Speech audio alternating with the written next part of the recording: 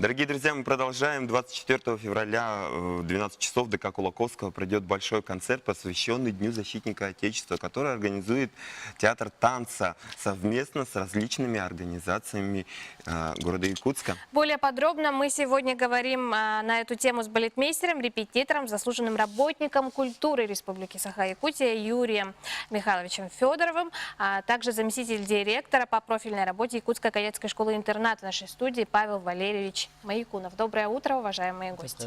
Доброе утро. Юрий Михайлович, ну скажите, пожалуйста, как возникла вообще идея создания такого концерта? Необычного, да? Всех мужчин я позволю поздравить с наступающим праздником нашим традиционным. Вообще, этот год объявлен годом театра.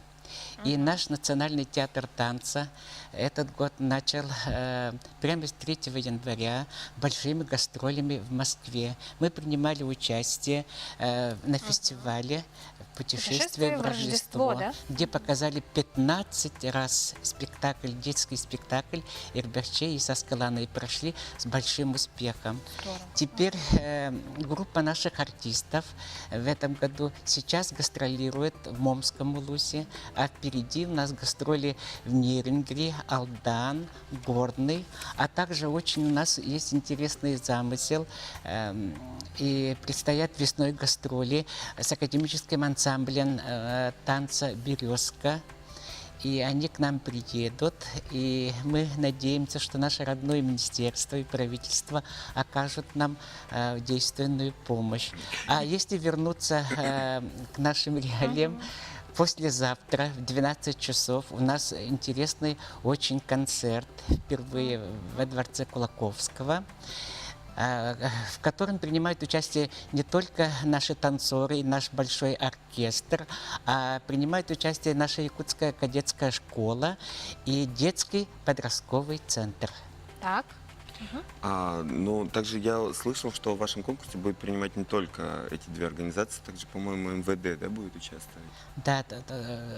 Но вообще мы поражены тем, что воспитанники кадетской школы горят очень большим желанием, и в этой школе очень высоко поставлена воспитательная работа, эстетическая воспитательная работа. Не только вот воинские свои специальности они изучают, поют, танцуют, и об этом расскажет руководитель. Да, Павел Валерьевич. Насколько готовы кадеты выступить, да? И насколько это ваш первый опыт или нет?